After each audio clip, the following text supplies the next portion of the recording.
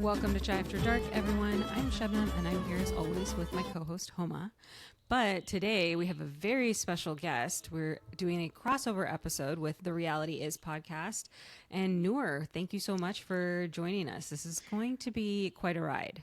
Oh my God, I'm so excited. First of all, thank you for the idea. This is such a good idea. I did not bring any chai because it's technically not after dark, but and also it's too hot to have it. But I'm just really excited to talk to you ladies, especially about this one television show, which I think is especially triggering to brown women watching it, because you're like, white women are also in terrible marriages where they let the patriarchy run their shit. That's so funny. Yeah. Although Nia is Mexican. Yeah, but like part of the pageant world, which very much is like you're standardizing the, Western standard of beauty. And it's like you've been chasing that whole thing. And you're like, Nia, what are you doing? Nia is living the model minority card through pageantry, which is. And we have those too. We have some of those women as well, right? So we sure do.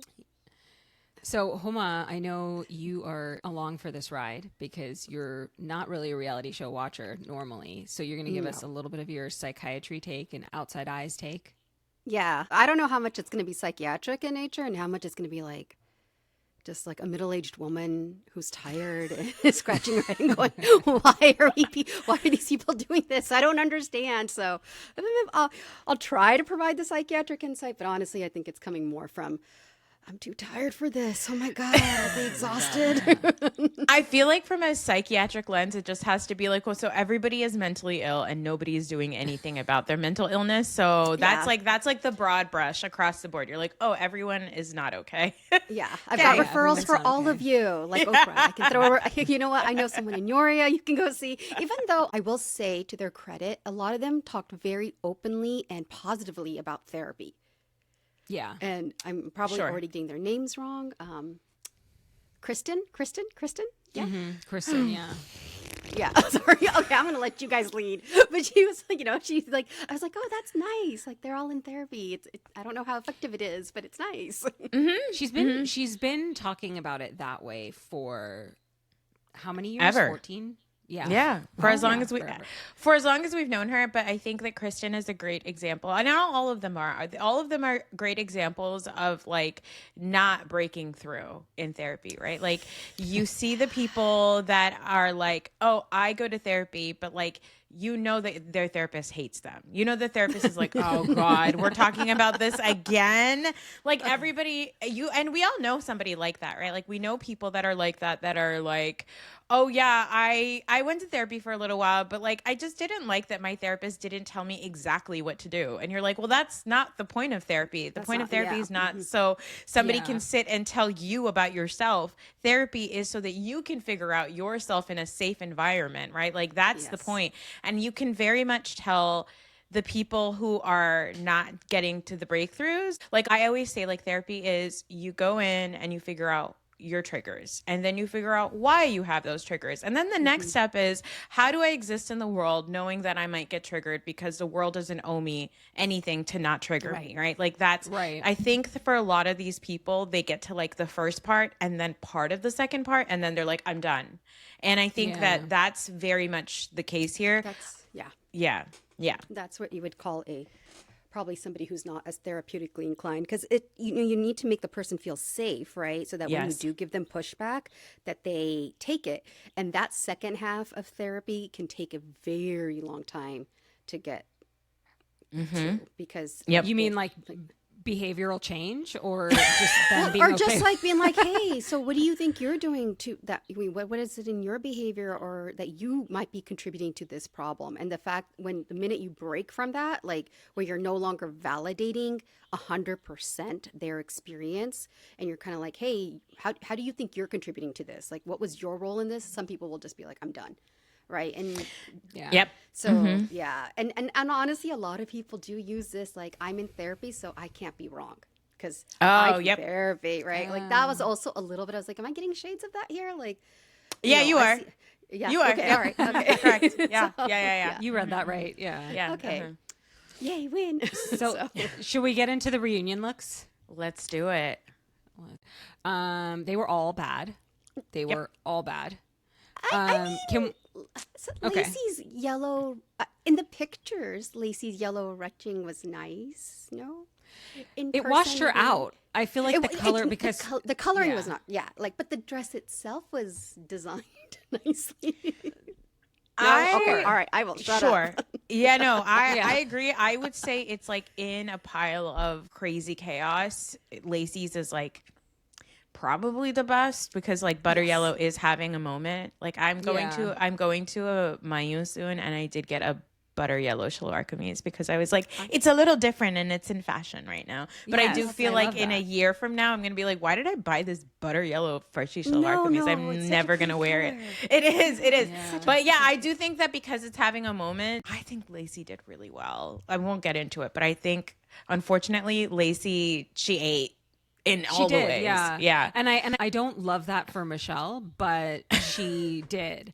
But I still don't like the dress color on her because like with her skin color and the platinum blonde and then the butter yellow, it was just like too much. Yeah, I agree. Too much. Agreed. Yeah. But the dress itself, I thought, out of all of the dresses, I'm looking for something good here. I'm trying to be positive, guys. Okay. Like it's hard. It's hard. Yeah. I mean, do they do that on purpose? Like, look bad? Experts?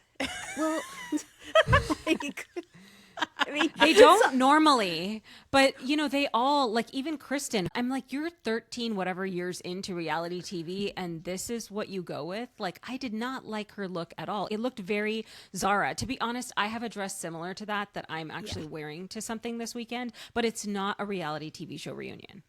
Right, exactly. Like that's the thing. Like all of these look like really bad dresses from Newly or something. Like Lacey's is better, but even that it's very David's Bridal. So it's it's like, okay, fine. But like, I know there's better designers out in LA. Why are you guys wearing this? You know? Yeah. That's the thing. That's what I was a little surprised at. I was like, they're all a little basic. And in a like you can be good basic too, right? You can be, you know, I thought Lala's was like boring basic, but it was okay. It wasn't offensive, right? Like it wasn't. It wasn't. I've seen that but prom dress on girls all the time, right? Like that's fine. But weren't these looks supposed to stand out? They should. That's what Real Housewives and all the other shows. I mean, like if you look at Summer House Reunion, I know, Homa, you probably haven't seen that, but like Sierra and then even Amanda had the butter yellow. That butter yellow looked way better on her than it did on Lacey. Well, Amanda looked like a melting. I say this. Amanda didn't look like just butter yellow. She looked like the Land O'Lakes wrapper that is just holding on to the last nub of butter. That's what Amanda looked like because it was like literally falling off of her. That fuck ass bun that she had on. Sorry, do you guys curse on the podcast? That's totally fine. You're good. Yeah. It was just like all of that. She looked nuts. I will say at least Lacey took it and made it a little bit more formal. But the thing that always cracks me up at all of these reunions is that it's very obvious that one, they don't talk to each other. Two, like nobody trades notes about like, are we going for a theme or anything? And like, you can always tell the reunion looks that like look like there's some cohesion. Like I will say that Summer House has been lately doing it really well, but like in the past, you would always be like, everybody is attending a different party. Everybody is attending a brand new party. Like Lala's dress was really nice, but I do think that I can't remember where I've seen it before, but I think it may have been worn in like a confessional look by like Whitney Rose or something from Real Housewives of Salt Lake City. But you know, like I think that it's like, does anybody talk to anybody? You're not friends because if you were actually friends with each other, you wouldn't have allowed Brittany. Yes. Poor Brittany. Yeah. Oh my God. Brittany should have worn like a Jessica Rabbit dress. That's what she should have worn with those boobs. She needs to wear a Jessica Rabbit dress. And her hair, the way and her curls. hair. Yeah. It's a bad look. Like unfortunate. they were going to a garden party. And, well, the and men the women were a combination of like prom, a wedding, I don't And like know they just don't where. care. They don't care. Also, the men look like they went to the same like retailer and were like, just give me the same suit in different colors. Because that's what they did. They all just wore the exact same suit in different colors with their stupid loafers and their ankles showing. Put on socks. Yes. Put on socks. What is this? And Jason's suit, like I'm like, what year is this? Because those are not pants from like the last 20, 30 years. Wait, which his one is pants were way Jason? too big. The black Oh, he's gentleman. the husband. The black, he's the husband, Janet's husband. He's the Janet. I thought so when I saw the picture, like I was like, this is superhero blue, and maybe she's going for like a Marvel, like Renaissance theme, like like. That's so generous of you. You're I know, so something very nice. generous. I was trying to be nice, guys. And then, but when I saw the show, like I thought it was a well done dress. Like the back of her dress was it was hot. Okay. I know. I'm mean, going to say it. in I'm comparison. Gonna say Janet looked the best out of everybody. Yeah, she I did, think so right? too. Her dress Yeah. was She the did. best one. Yeah. Yeah. I'm trying to Yeah. find what Jason's outfit looked like. I will say, okay, Jason's outfit was a little bit more, it's a little bit more like retro looking, but that is coming Yes. back. Like the men wearing like Okay. wider I'll take it. pants stuff looks back. Look, it's coming back. But like every single one of them wore a white t-shirt. Like either you wore the monochromatic, I'm looking at them, like Zach and Danny look like they talked to each other. And they said, yeah, we'll just get a suit and then wear a matching exact same shirt underneath. And then Luke and Jesse Lally and Tom Schwartz literally went to the same store and got the exact same outfit and put on a t-shirt underneath it. And Benji, I don't know if you guys have seen Benji's outfit. Benji looks great. Benji's the only Benji's one that's cute. wearing like, he's so That cute. He's the deep only green. one that's like dressed nicely. The green is impeccable on his skin. Yeah. And by the way, I am not a fashion girl. All my clothes are either rented from Nuuly or from Old Navy or Amazon. Like I'm not here to like be like, oh my God, but you guys are on TV. You Exactly. need to have a stylist. Yeah. Like Step Benji's it was up. the Yeah. Step it up. Benji's was the only Yeah. one that looks really, really nice. And I guess if I'm gonna rate him from like the men, like the main cast, Zach's is probably the best because it's also I agree. fitted to his body and the color looks Right. nice on him. Yeah, Guys, Zach's is nice. while we're talking about the men, Jesse Lally with his full face of makeup was just so Oh my funny to God. me. It was my so funny. He had rouge on his cheeks. He had mascara on. I was like, Mascara. I know. I was just like, and for a man who cries a lot, that is quite dangerous. Like, I was Yeah, just like, and what are you waterproof. doing? yes. Waterproof. He probably knows Yeah, about it was- waterproof mascara. It was probably Lacey that was like, if you're going to wear makeup, make sure it's waterproof because you cry Waterproof. way too much. Yeah. Yeah. I'm sure she Very said that interesting too. dynamic, those two. We'll get into Do you it. think they like each other or do you think they hate each other and this is for the show? I kind of think the latter. I think that they actually do like each other, but I think that Lacey likes him because he obviously worships the ground that she walks on, as every woman's partner should. But I Yeah. think that Jesse, tolerates it because Lacey is an established person. Like Lacey she has like books out, she's got a podcast. You guys know Lacey's backstory? No. Tell me Lacey's Not at backstory. all. Because I was going to give a theory. And should I give you my theory first and then you Yes, can tell me if her. I'm wrong Tell or me her. not? Yeah. Okay, my theory was that she was previously married to 1 to 2 rich men and it did not go well, so she got a divorce and now she wants to find a guy that she can kind of like control and he'll, like you said, worship the ground she walks on and she doesn't really need anything from him and so she's just like good with that. And Jesse will do that for her and not Michelle because she is rich and established. Yeah, I think that that's probably somewhat broken into like her psyche and how she functions. But Lacey's backstory is that she was kidnapped at a young age. And she my was like, gosh. she's like a kidnapping childhood trauma survivor. Like she's like a girl that was like lost and kidnapped and then was found. And like, I've not dug into like the full story, but she has like an entire like foundation where she talks about like not being shamed from like sexual assault as a child. Like, so she's doing really important, really good work with her story. And I think that when she even speaks, and I'm sure Homa, you picked up on it, Lacey speaks about things very intelligently and all that stuff. Like when she's like, guys, the way that you guys deal with all this is like swimming in misogyny.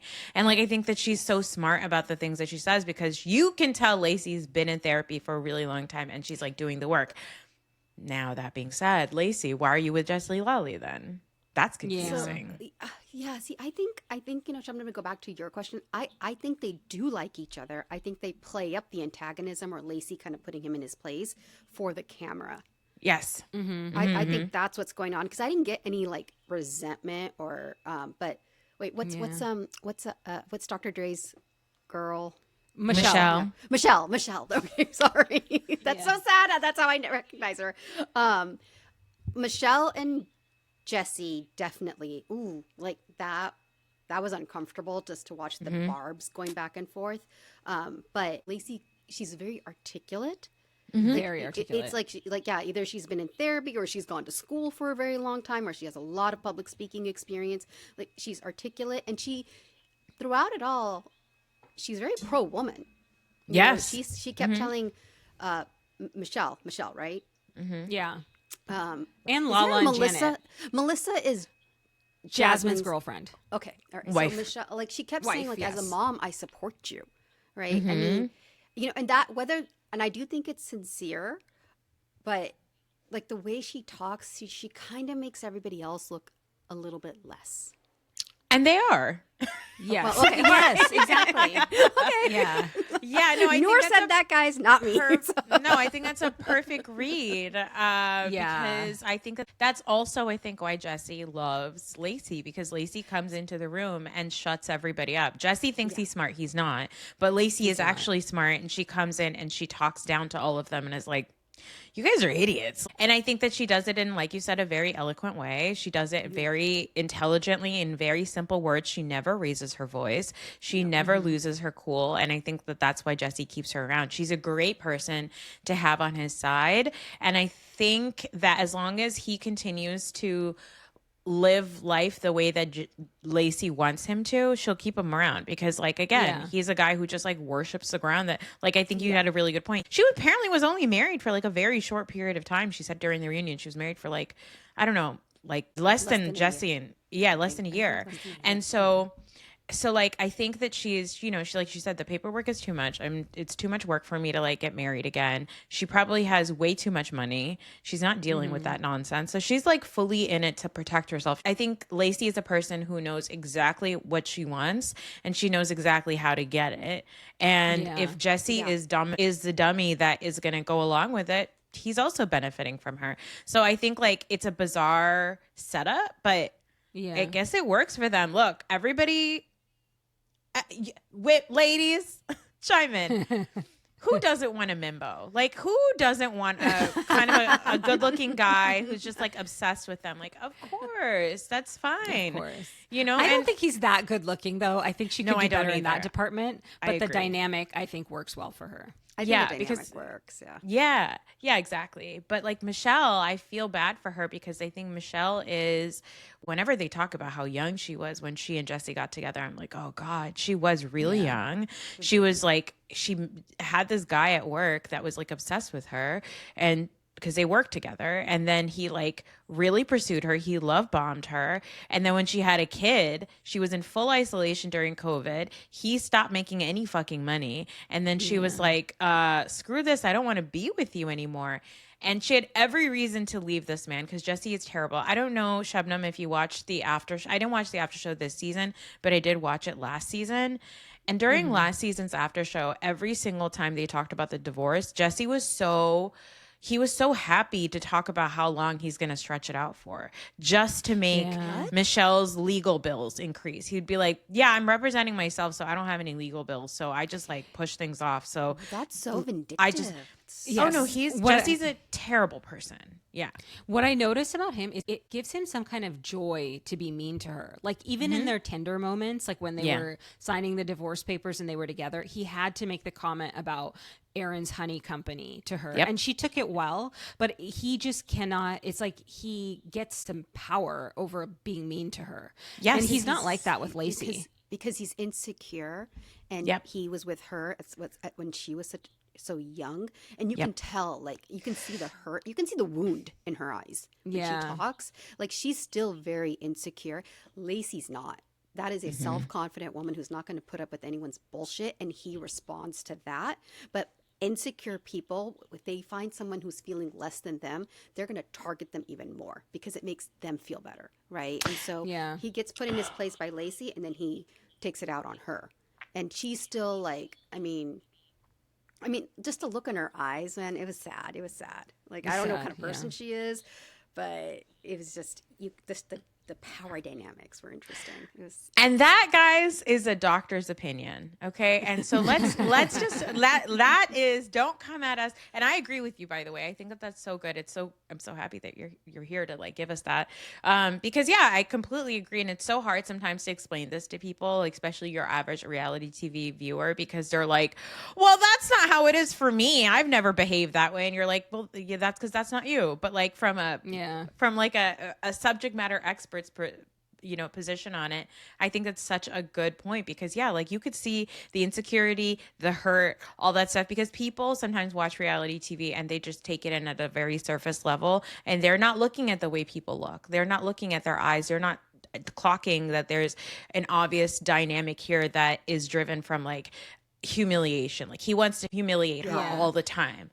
And she has good reason to actually humiliate him because he's a deadbeat. His cards keep getting declined. And whenever she tries to say that, he's like, so you've never had like a fraud charge in another country? Like, he's such a dick about it, but you're like, okay, so I know exactly what you're doing. It's so, people with sense can see it so clearly. It's like so black and white, but like it is frustrating sometimes as a person who functions in like the reality TV fandom space, where you're like, am I watching the same show that you guys are watching? Because like, how do you not see that? Also, just like you're saying, the problem is it's not a fair fight, because Lacey's really articulate and Jesse's really mean, and Michelle's just like this wounded person that isn't that articulate, honestly. So that's what it is. Well, and the hurt is going to trip her up. She's sitting right in front of the guy who like really messed her up from a very young age. Like, also remember the age. Like, these are formative years. Her frontal lobe was probably not even developed by then, right? When she met this dude, right? Or it's still like, so these are things that have gotten encoded, and they're going to take time to unravel.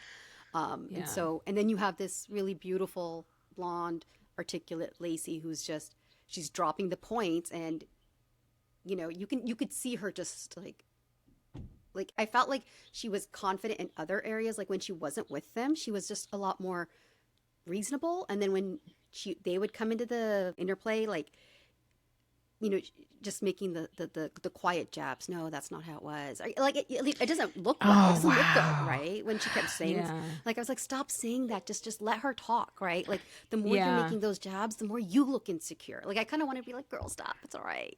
My God, Homa, that's so true. Oh my God, those are such good observations, because you're absolutely right. I think also it's like Jesse is mean to her, but she has good reason to fight back to Jesse because he's wrong. He's a liar, and he's a mess, right? Like, you can't come at me. You're insecure too. But then when Lacey comes in, she's like, damn it, I am insecure compared to this woman. She does have it together, right? Like, and I think, when Michelle says you yelled at me, you called me and you threatened me and all that stuff, like, even, by the way, on the topic of threaten, did you notice that when Andy said like, oh, threatening, like kind of making fun of the way Michelle was not smiling, because she was like, that's not funny. Like, I come from a house of 2 different languages. Like, don't do that. Like, she was like not in on that joke, and she doesn't think it's funny or cute. And I actually agree. I don't think it's funny or cute either. I agree. And if you're going to do that to her, at least also do it to Danny with his uncomfortable, or like uncomfortable. Uncomfortable.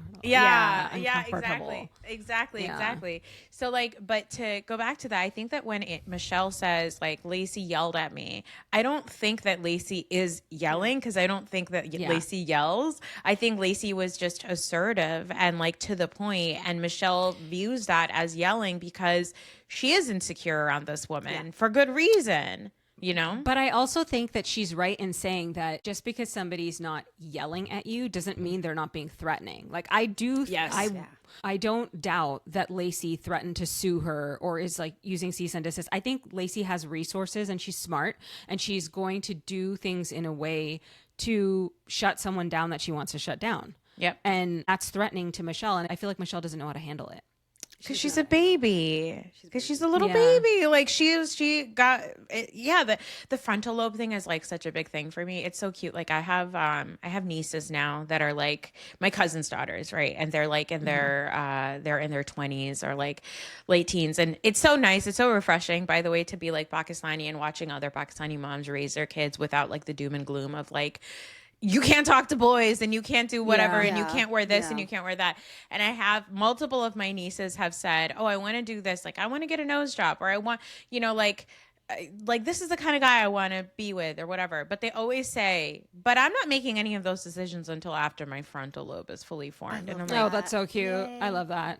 I'm like, that is, you're guys are good girls. Like, you know that you're going to make mistakes early on in life. It's okay. Like, you're 20, you're 21. Wear what you want and kiss a bunch of stupid boys. You're going to be fine. Like, none of this matters. It's okay. You know, none of this matters. And it's so nice because they're like, yeah, these are not smart decisions I'm making. My frontal lobe is important. Like, don't make me get married right now.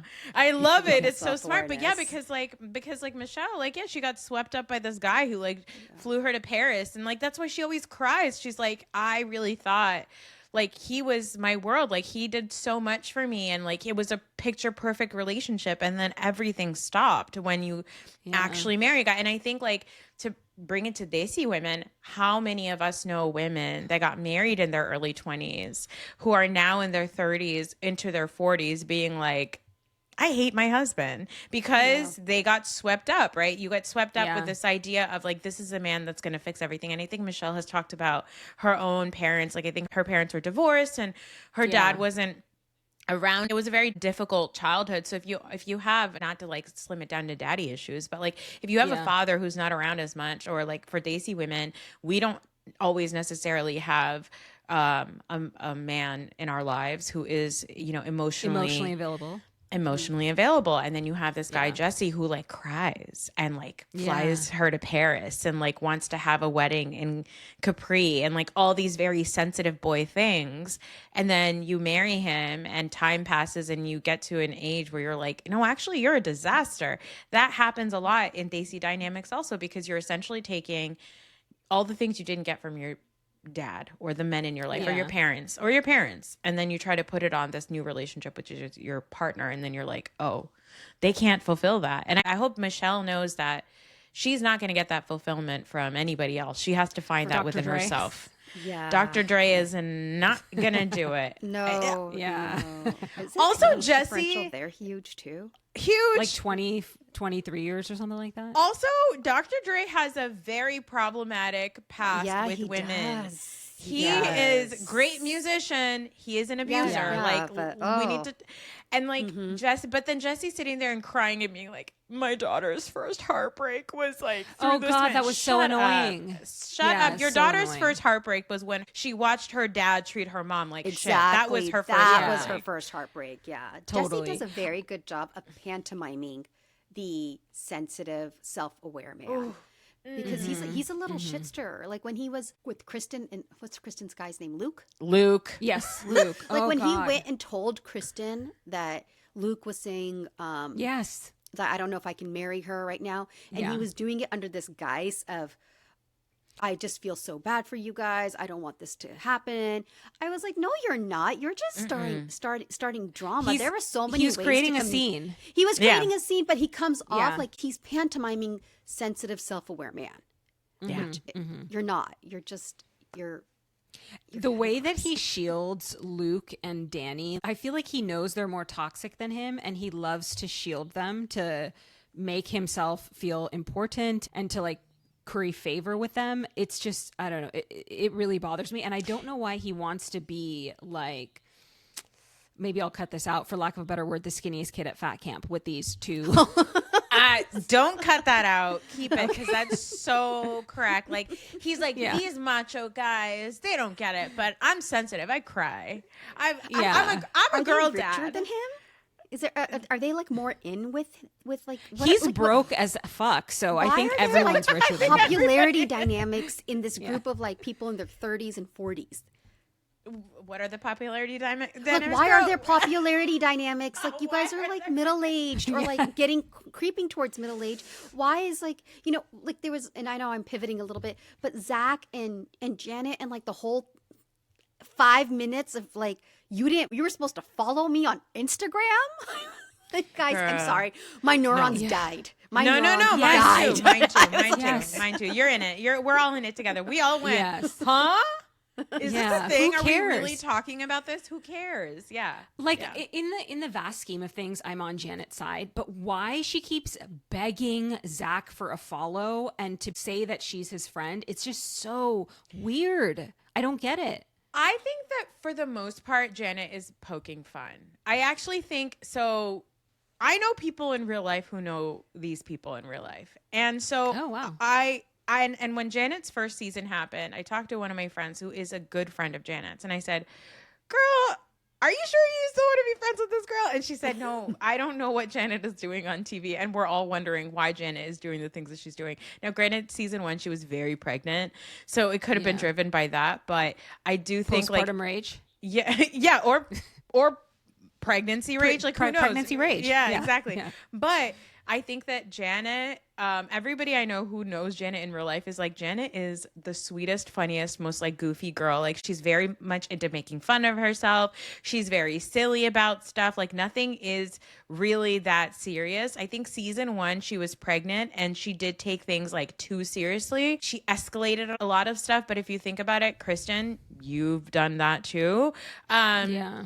And like, I think that that's why Janet had a rough start to the show, but I do think that everybody is coming around to it. Now, the thing with Zach, like, I think it's mostly fun and games, but also Janet is very much aware of how the fandom works. And it's like, Oh, yeah. if Zach was to, and Zach is too. So if Zach was to suddenly start following Janet, he knows that somebody like Kristen views that as like a great stab in the back. Like Kristen is the kind of person who like really takes those things so seriously that she would be somebody who's like, I can't believe you did that to me, Zach. Like she would be But like, she wants so to pretend offended. like she's not. And that's Exactly. what's so upsetting to me. She's just completely lying and trying to pretend like she does not what care is up about with those the things lies, at all. guys? What is up with the lies? Is this a thing in reality? Because I was like, because Yes. Danny lies, Kristen lies, and they're lying, and I'm like, and then they go back from a non-reality person, watcher, viewer, right? Then they show the video of them clearly saying what they said, and I'm like, do these people not know that at some point this is going to be on? They know this. It's going to be on TV.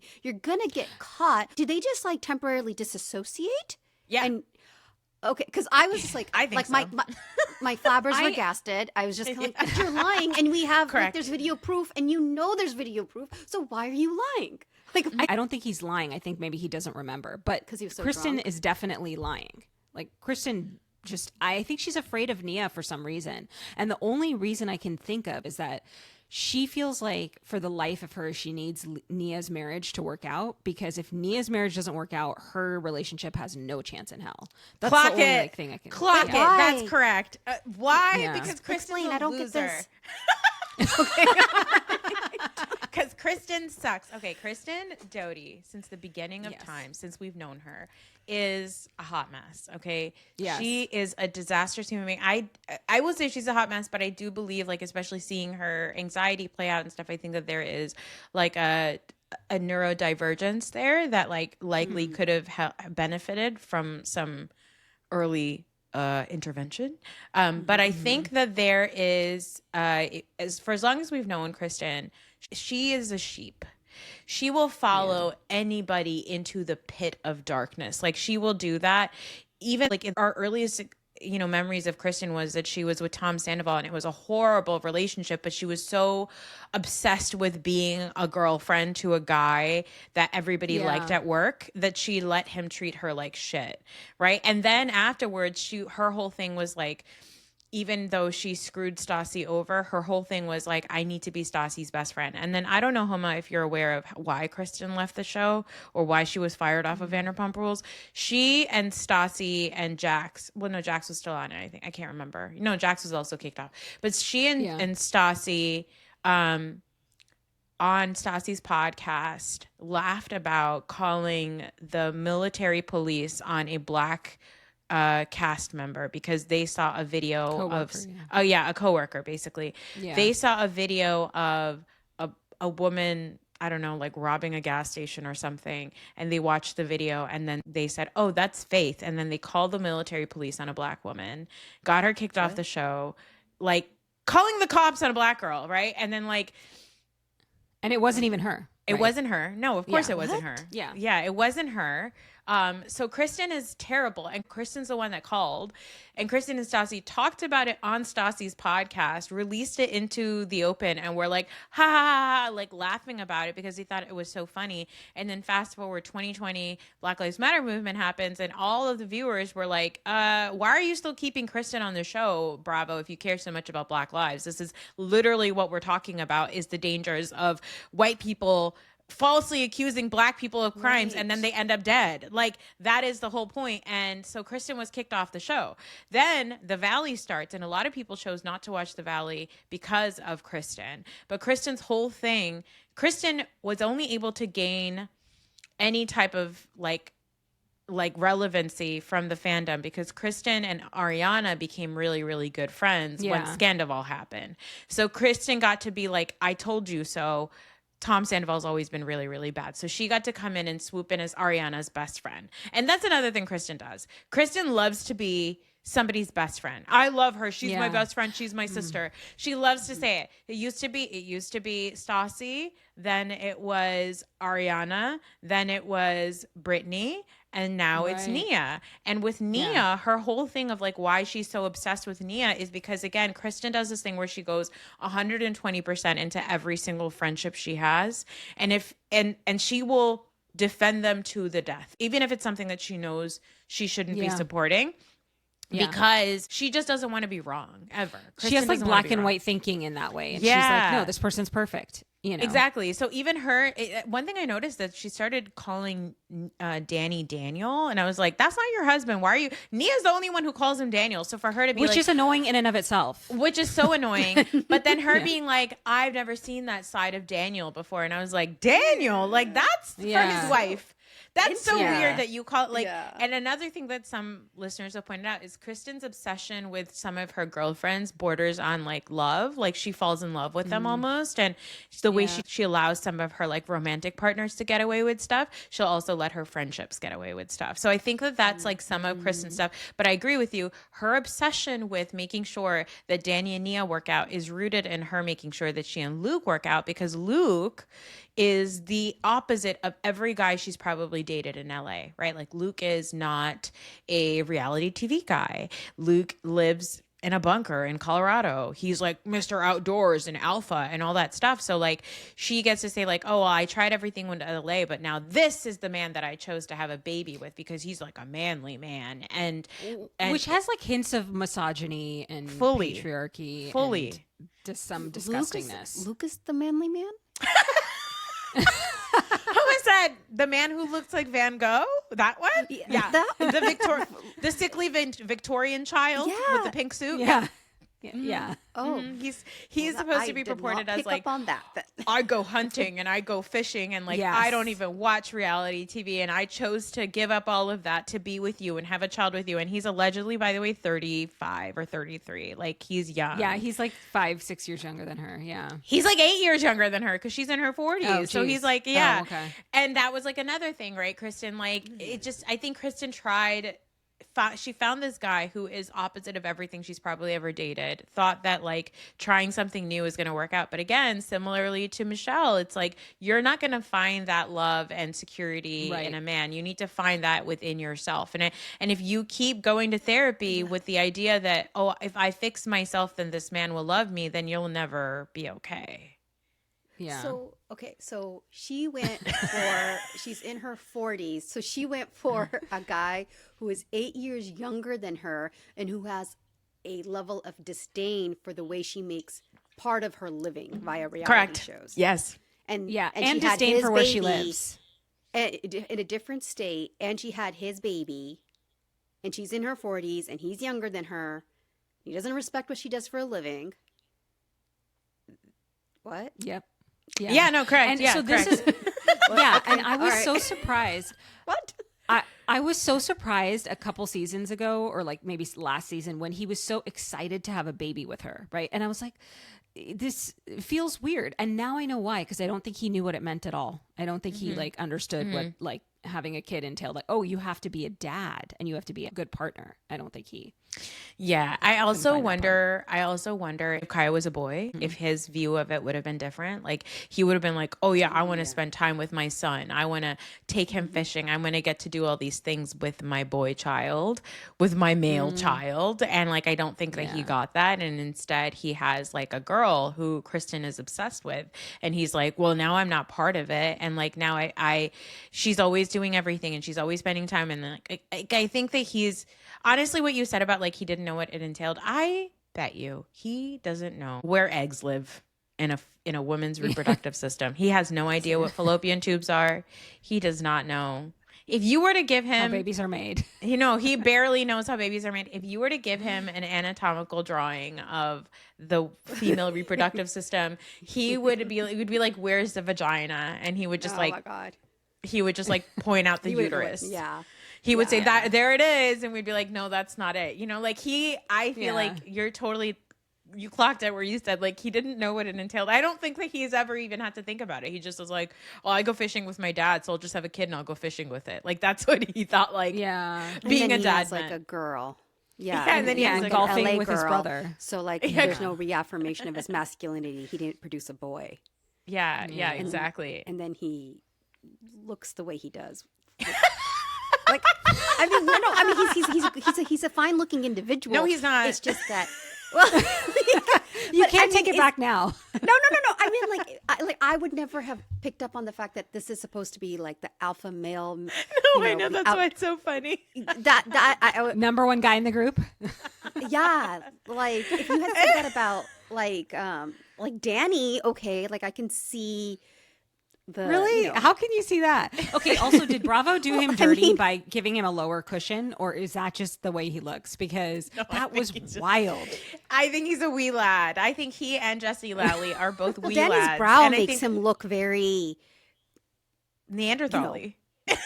Yeah, like man, I'm a man. Oh, that's so like, that's why like Luke, I'm just like, you're like, this is like, I need to go back. I'm not going to go watch the show again, but like if I did, I would go back and view it through that lens.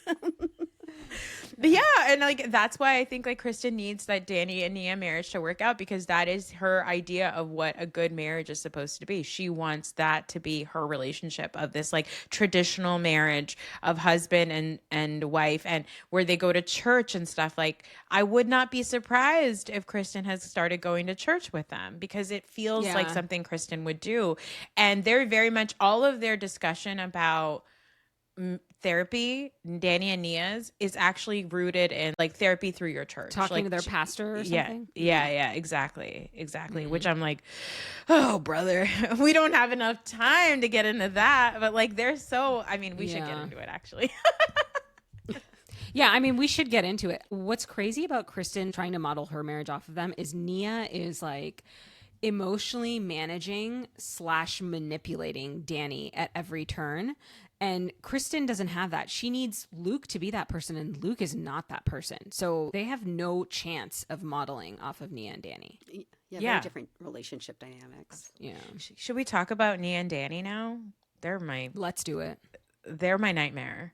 Oh my God. I feel like I should get paid for talking about them. No, you should. They should. Bravo needs to be cutting you a check and be like, you guys go listen to Chai After Dark, because this doctor is going to psychoanalyze Danny Bucco, which is actually like, it's such a simple like analysis. Also, him looking like a Neanderthal, by the way, was so funny to me, because I mean, shout out to Botox. I get it myself. Okay. But yes. You could tell that his entire forehead had been over injected, because it was so heavily weighing down on the rest of his face. He looked insane, and I was like, good, I'm so glad. I like go back and get a little brow lift, you know, like but like because I kind of felt bad thinking that about him. I'm like, okay, like dissing on someone's physical appearance, but they also put themselves out on a reality show, like, like it's a mixed bag for me, right? But then I went and I Googled it. I was like, am I the only one who's seeing it? And no, you're right. Like it is a side effect of Botox. Mm-hmm, and then I was like, but you live in LA, right? No, like LA, right? Yeah. Santa Clarita. Yeah. They moved to Santa Clarita, an hour away. You have like access to like some of the best. I don't know. It's kind of sad. My favorite not terrible moment of his is when they're leaving their lunch on his birthday and he says, "Bye bye, mahahuitas, muchas gracias por mi birthdeo."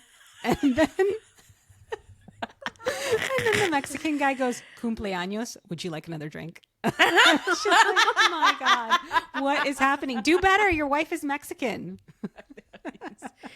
And it was funny because, yes, his wife is Mexican, but did you notice that Nia barely spoke Spanish and Michelle did? Michelle was like, you're saying the wrong words.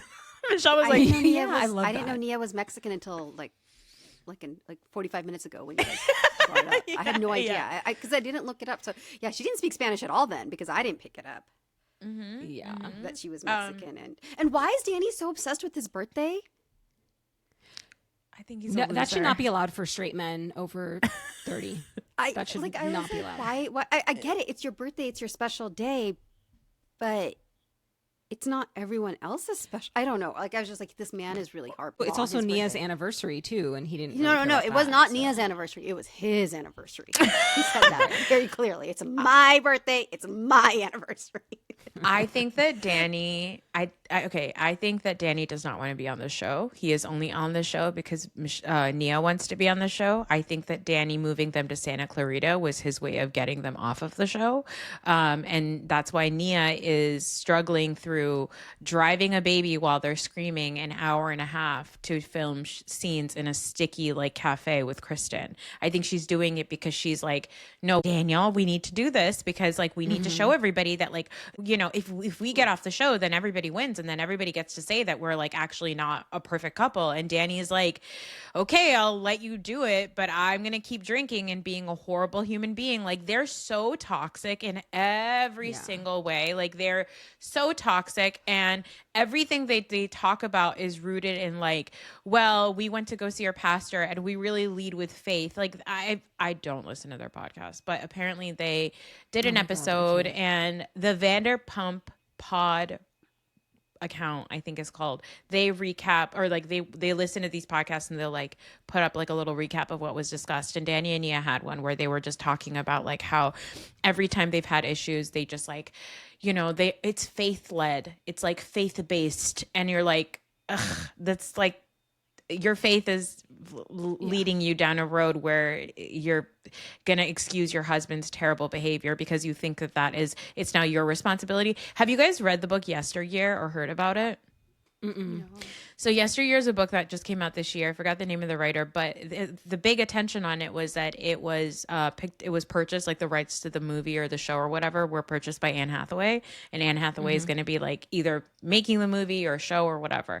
But the entire book is based on, the premise of the book is that you have a trad wife influencer who has this huge influencer account as a trad wife, and then she wakes up one morning and she is living in a world in like the 1800s where she has to do all the things that traditionally trad wives do, like churn butter and you know, make their own bread.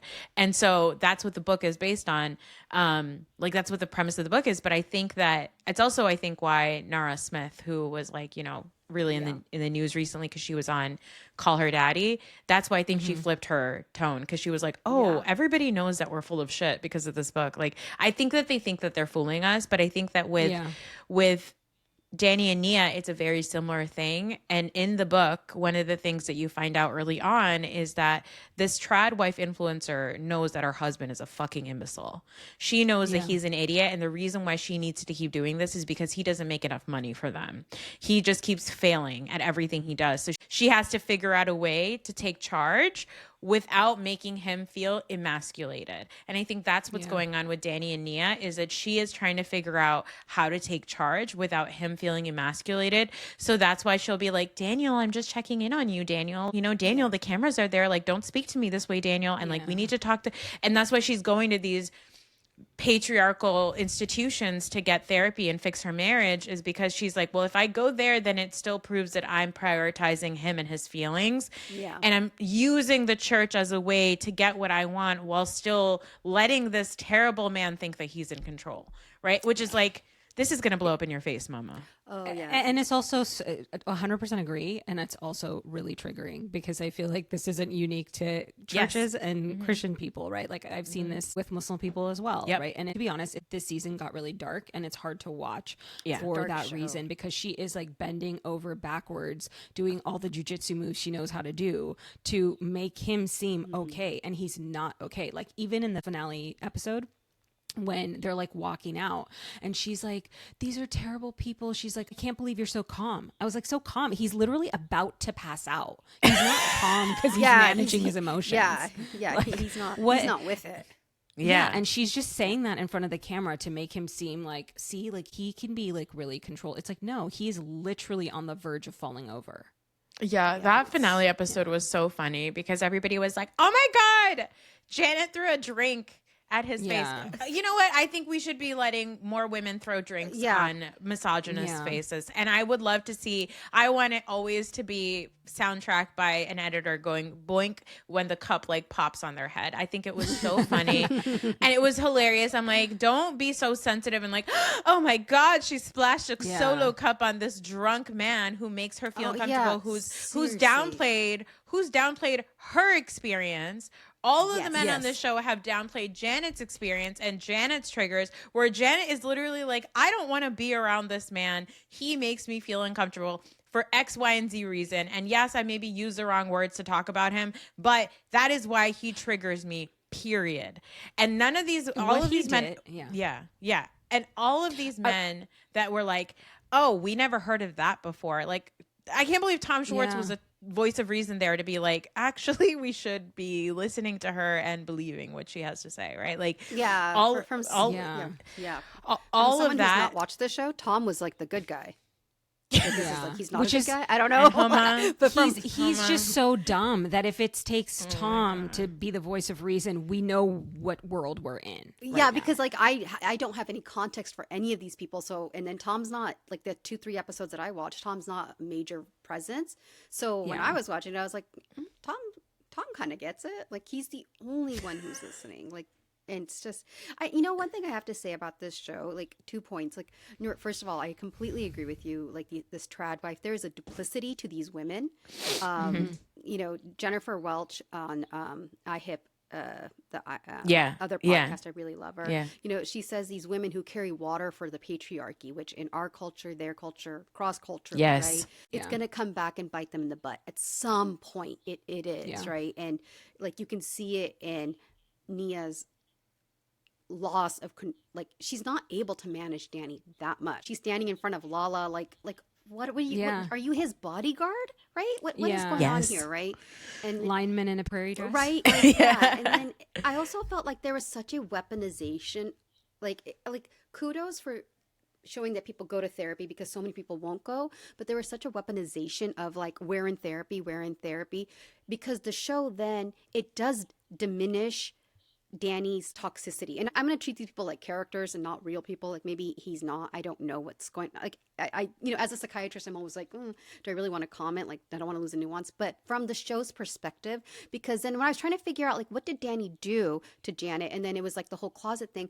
But then later on, I don't know if it was Jasmine or somebody was saying that Danny, when he gets drunk, he grabs women's asses. He did that before. He touched Jasmine and Melissa and Melissa. One of their asses. Yeah, he groped them. So for someone who's like just coming into this, right? That was such a throwaway comment. Right. Why wasn't that like harped on over and over again? Like they were just kind of like, oh, when Danny gets drunk, he misbehaves. And it's like, no, he doesn't misbehave. He is assaulting people. These are unwanted sexual That's touches. a legally correct word. That is a legally correct word. And for some reason, they feel like it's fine. Like they've made a deal, even Jason and Janet, to stop using that word. That is the legal correct word. It is if it's like, and I think that's where people think like sexual assault is only rape. No, it's not.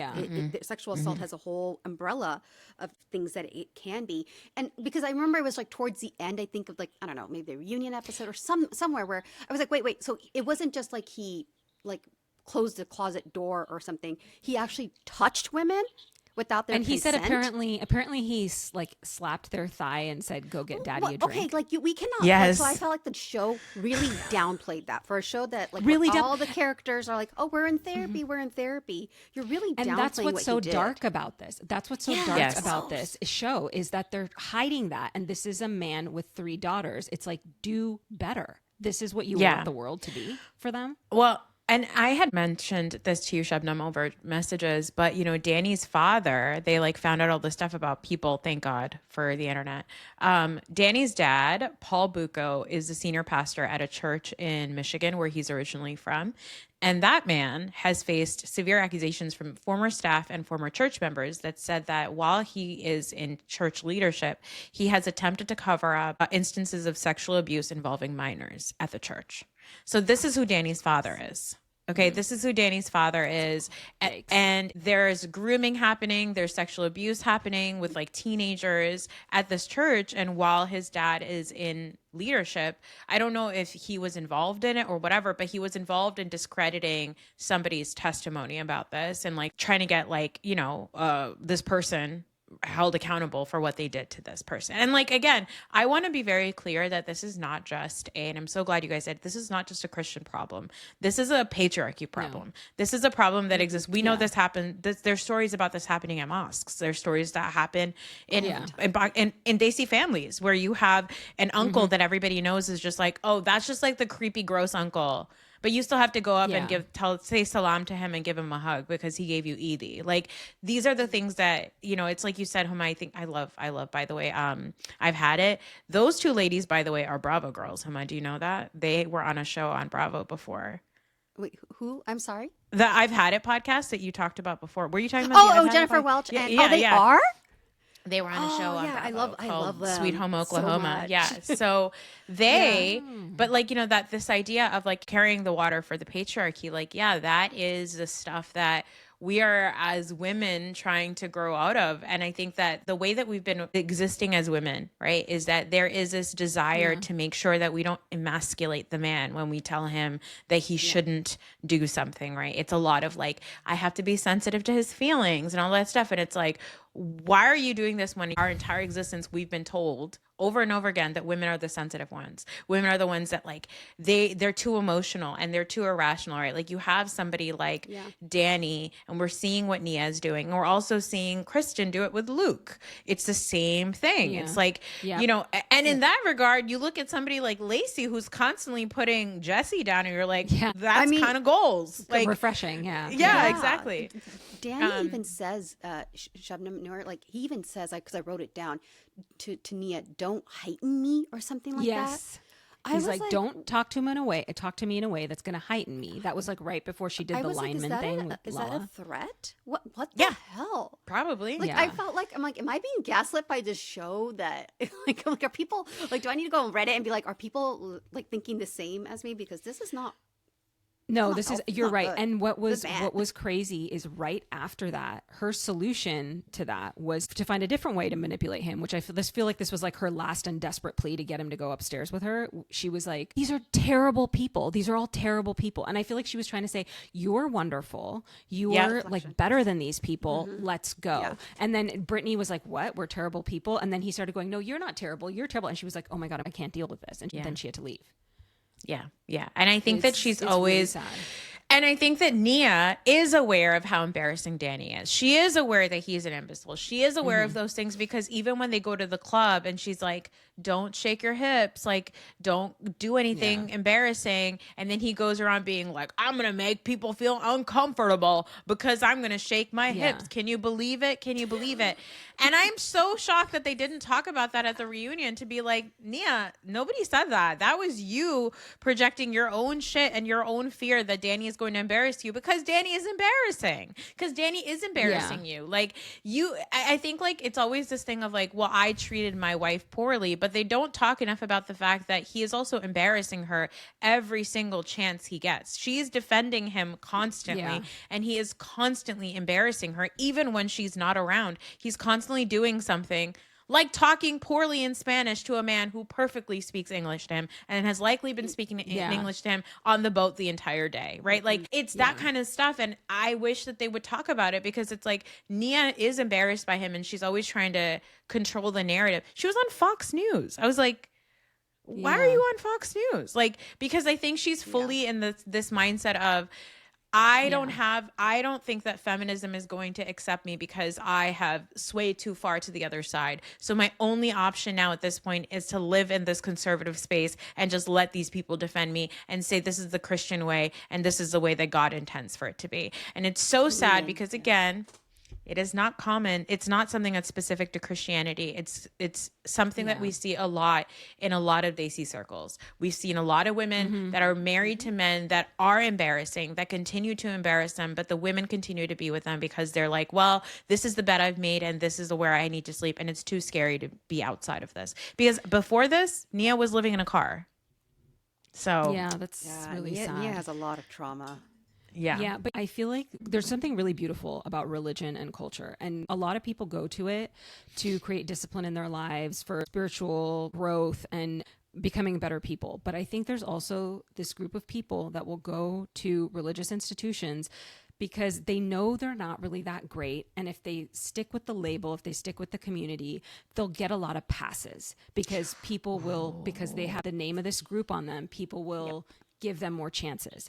And that's an unfortunate reality. I think there's a lot of predators that are attracted to religious institutions because of that. And that's why we have the issues we have in all conservative religious circles.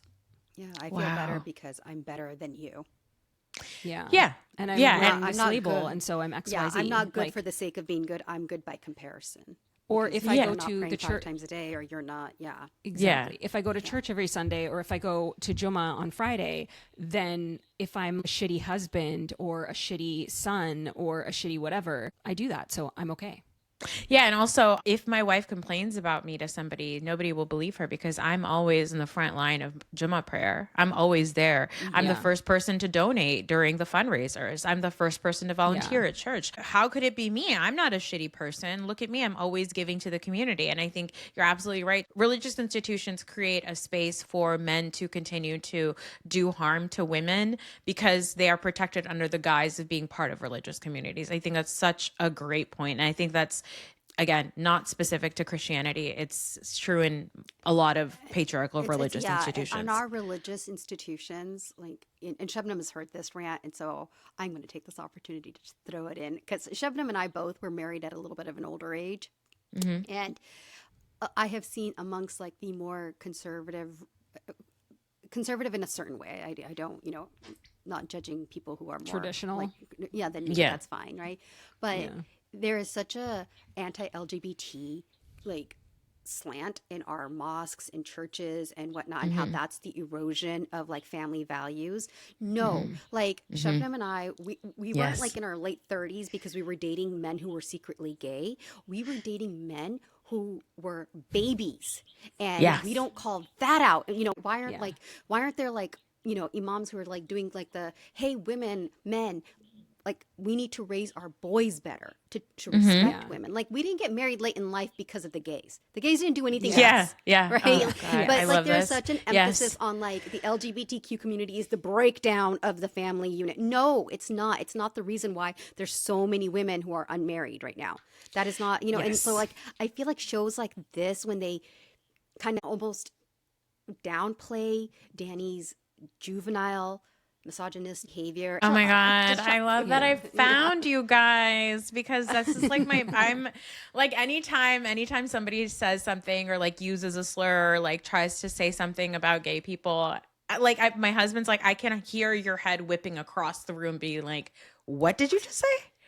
What do you want to expand on that? Do you want to expand? Like, I am the person that is immediately like, if you make a joke that talks about gay people or any marginalized community and you use them as the butt of your joke, I'm the person that's going to be like, explain that to me. Tell me why that's funny. Tell me, why do you think that's funny? Is that funny? Like, I was going to say, it's never the people who are really good husbands and really good, fathers that say that kind of stuff. Or men who are actually really secure with who they are. Yeah. It's always like the insecure men who are so threatened by the LGBTQ community. And it's just like this our religious institutions are not working on actually, I hate saying it like this, but improving the caliber of men. Yeah. Right. They're not. Right? Like it's just, they're not. No. And that's a cross-cultural, cross-religious thing. Yeah. I saw a meme recently that said this generation is the first one where women can get married to a man for his character, and that's why there's a lot of single women. Yeah. Correct. point. Like my husband and my brother, I have two older brothers. One is very religious, more conservative, and the other one is more like me. And so my husband and my brothers are part of this like WhatsApp group chat, and it's a bunch of these guys in like Central and North Jersey or whatever, and they're like married guys, and they play basketball together and they play football together. But a lot of times the WhatsApp will talk about what's happening in the community. When that whole thing happened a couple of years ago, it was June 2023, where like those imams wrote that letter being like, we need to figure out how to navigate these differences in religious communities, and like LGBTQ people are not supposed to be part of Islam. And whenever that whole thing happened, and it was so surprising because you had like imams that I looked up to in America, like not looked up to because like I'm not looking up to any man, but there were people on that list that I was like, I thought you were normal. Like I thought you were like progressive, you know? Yeah. And they were essentially saying that there was no space for queer people to exist inside of mosques and stuff. When that whole thing happened, my brother Raheel, who is very progressive, and my husband were both like, this is the dumbest thing in the world. There are bigger problems in the Muslim community for you guys to be writing a letter about gay people. The fear is not gay people infiltrating our mosques. The fear is that there's a bunch of imams that are doing inappropriate shit to women. The fact that we had like, what is that guy? I forgot the name of the imam that was in Dallas a couple of years ago that got caught. Noman Ali Khan. Yeah, he's like, the fact that you have somebody like Noman Ali Khan who was deplatformed for like 3 seconds and then given a platform again after he like was caught doing all kinds of shady shit with women. He was using a woman that was his employee to blackmail her because he was secretly married to her. Like that, all of that stuff. He was like, that is a bigger problem than queer people showing up at your masjid. You're so scared of gay people showing up at your masjids that you are not focusing on the fact that you have terrible men in your leadership. And that is such a great point that you brought up about like how a lot of this stuff is like navigated, right? We're using all this sensitivity about like, how do we deal with men and their issues, and like, how can wives make it more comfortable for these men when instead of, and that is the focus, and like, oh, we need to make sure that men stay masculine and we can't have these women making decisions because, you know, the gay people and the women are causing men to be emasculated. No, men are being told to be better, and you guys just don't like hearing that. Like that is, if Danny's father is a man who has on record for years and years and years in church leadership covered up abuse, he is probably of the school of thought of, you just don't talk about these things. These are things that you don't have to talk about. Why would you talk about negative things? Oh, these people are so terrible. I don't want to be around all this negativity and toxicity. You're toxic, Nia. You're negative. Like you're a problem. And it's that like, you know, and Homa, like you brought up, like, you're like, am I being gaslit? I don't think that, okay. There's a lot of people that feel that this type of stuff should not be platformed. And I do think that to some degree that is true. But I do also think that it's really important to put a spotlight on stuff that we know is really, really bad. Because yes, there are people out there that are going to look at Danny and Nia and say, those are just two good Christian people and you guys are just hating them because they're Christian. But a majority of us are watching this going, this isn't good. This is not what we want for our future. This is not what we want for the women in our lives, right? And I think that and I go back and forth because I'm like, we are still platforming them. We are still giving them thousands of followers. But the reality is that if we didn't platform them, they would have figured out a way to get famous on Instagram, and then we would have no way of putting a spotlight on them. Then they would be fully curating their fakeness, which is what trad wives do, you know? Oh, Nia, that's what Nia's whole Instagram is. On TikTok. Yeah, exactly. So at least like this is like something where discussion, and you can show that like how the show itself is not doing a good job of highlighting these themes, and if in any way maybe even contributing to these themes, right? So I mean, of course, if there is going to be this show, then there needs to be commentary on it and calling them out on it. I mean, I do wish that the reunion show, and again, I'm not a part of this world. Like, I mean, in the sense I don't watch it regularly. But like Andy, I wish he would have maybe called it out a little bit more. He seemed very detached from the whole thing. I thought he was bored. What's his last name? Andy Cohen. Andy Cohen. Cohen, yeah. I feel like he's trying to decide whether or not to cancel the show. You know. I wish Andy had gone in a little harder. I wish he had called the men out a little bit harder, called Nia out a little bit harder. Like, he was just kind of like, I was like, are you gonna fall asleep?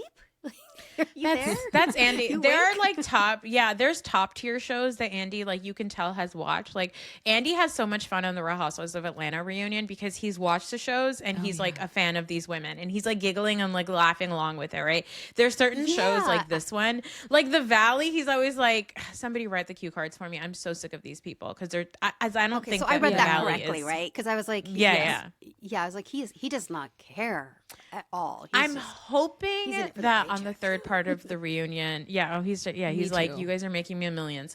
I'm hoping that in part 3 of the reunion that we do get more of that, because the way that this last one ended was where everybody's trying to pretend like Danny didn't get blackout drunk and do crazy shit to at Jasmine's wedding. And I like the fact that all of the women are like, Jesse, you're the one that told us, and now you're gonna act like you didn't. And Jesse's like, there's nothing to see here. Nothing happened at the wedding. Like, he's such an obvious liar. But it is funny to see that. It is nice to see that call out happening. I want to talk really briefly about the way they were talking about the fandom and how Danny and Kristen only had empathy for Janet after 2 seasons.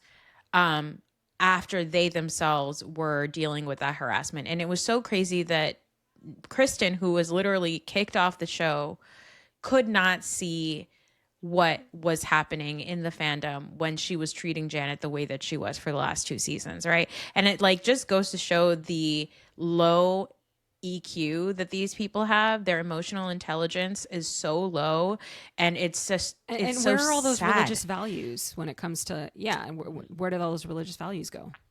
They don't exist, right? It's hee hee ha ha when it's your enemy, but like it's only really hard and sensitive to me when it's happening to me personally. And that's like, that is also why as a people in America, we are where we are, because people only care when it happens to them and not to the people around them. Yeah. And so, you know, the fact that Janet was crying and she was like, I don't want Danny to go through that. I think it was also painful for her because she was like, now I have to be sensitive to this guy who is actually a terrible person when they have showed no sensitivity to me. None. It just, it sucks. I felt bad for Janet. I'm glad at some point she was like, I'm done. I don't want to, she had to sit there. Like, if it's triggering for Michelle to sit there and talk to Jesse, who's done harm, Janet is sitting there and being like, this is a man who continues to do harm, continues to be platformed, and continues to be coddled and by the people on that couch. By everybody. By everybody. And I'm now the bitch who can't shut the fuck up. And I do think that the Valley cast is very in the comments. So I would not be surprised if next year everybody's tone changes. Like, Shebnam, you and I already started to talk about how Kristen is like doing damage control and all these podcasts being like, oh, I didn't see Danny treat anybody that way, when actually early on in the season she was on Threads defending him. So they're all going to switch it, but it's not authentic. Yeah. She's saying that, but she's also still protecting him too. Like, she can't quite give it up. And that's where I just feel like it's something to do with her own, like, feelings of her own relationship. Yeah, for sure. Because, like, do these people really genuinely, I mean, I'm sure some of them do care about each other, but like the Danny, Kristen, like that friendship. I don't think they're really friends either. Like, I'm going off of what Brittany said early on. I doubt Kristen ever hangs out with them. I think she just likes the alliance. Because I think Luke really likes Danny. Yeah, because they're both alphas. Yes. Why does everybody have to be friends? Is that just for the sake of the show? Like, when Lala and Nia met up at the cafe, I was like, wait, you guys are grown women. Like, don't you have your friends already? Like, if you guys don't like each other, that's okay. You don't have to like hang out. Like, but I guess they do have to hang out because that's how they get paid. Well, they're coworkers, right? They're coworkers. They don't want to have drama. Coworkers. I wish they would actually just say it like that. Like, you know what, we are coworkers, because it comes off at the angle like, I want to be your friend. It's like, no, you don't. Like, stop. No, you don't. Demeaning that word, like friendship. Like, you guys don't want to be friends. Like, and for what it's worth, like, I love Jasmine, because Jasmine was like, yeah, Lala, you're only talking to me because you're on the show. You never hung out with me. Yeah. And I liked that Lala was like, no, you're right. We were really close. And then I met Randall. He isolated me. And then I was deep in drinking and I was really not well. And I needed to slowly come back to who I was hanging out with. I think also for Lala to come on another reality TV show. First of all, I was so annoyed when she joined, but I'm glad she did because she did a really good job this season.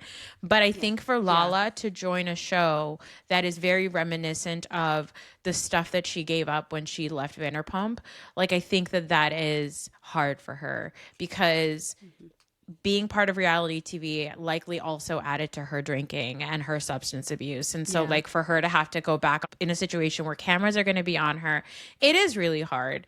So I'll give her props for it. But yeah, you're absolutely right, Huma. This whole like, we're friends. This is a thing you see across the board on every reality TV show. And I'm just kind of like, I really wish more people would be like, so we're coworkers and I just need to tolerate you. Cool. And I think that's kind of how Janet is moving too. Janet's like, I'll show up to film. I don't care. Yes. Yeah. Yeah. But Jasmine, I feel really bad for because I feel like they shut her down all the time. Yep. She cannot get a word in edgewise. Tom had to encourage her to speak at the reunion. And I loved that she told Danny and Nia and Luke and Kristen that they make parenthood look completely miserable. And like, why would I ever want to have kids if this is what it looks like? Yeah. And she's right. Yeah. Yeah. She's right. I'm a parent. I've got 2 kids. And by the way, I can't stand that. Like I have 2 kids. I've also been exhausted, but she's absolutely right. It does not give you an excuse to be an asshole. You can't say I'm a dick. I drank too much. I did this, that, and the other because I've got 4 kids. I've got 2 kids. Also, you chose to have those children. You chose to have those kids. I also hate it when people are like, oh my God, my kids are driving me crazy, which like, fine, everybody's kids drive them crazy. Or like they like lash out on their kids. And it's like, that child didn't choose to be here. You chose to create them. You are the adult. You have to be the one to figure out how to control your emotions when your kid is losing their shit. You're responsible for that. They are doing life for the first time at 3, 4, 5, 6 years old. You are the adult in the situation. You have to figure out how to get your shit together. So this whole thing that Danny and Nia or even Luke and Kristen have of like, we just lose our shit all the time. We don't know how to control ourselves because we're first time parents. It's like, you chose to do that. Did you not think of it? Well, Luke didn't. That's what I'm saying. I have a hard stop at 2. So I have to go. Okay. That's great. Well, can you tell our listeners where they can find you? Yes. First of all, thank you again for bringing me on. We could have chatted so much more. And I think we should do this more often because there's so many things to discuss here. There's not enough hours of the day to discuss all the things that we could discuss. Guys, you could find me at TheRealityIsPod on Threads and Instagram, and you could hear my podcast everywhere podcasts are heard. If you want to watch video content, that is on patreon.com/TheRealityIsPod. And if you're listening to this on my podcast, guys, go follow Chai After Dark. They're so smart and they're so funny and they're so insightful. And we need to be listening to more brown women because a lot of these takes that a lot of these people have on these reality TV shows are washed up and boring. Yep. 100%. Yeah.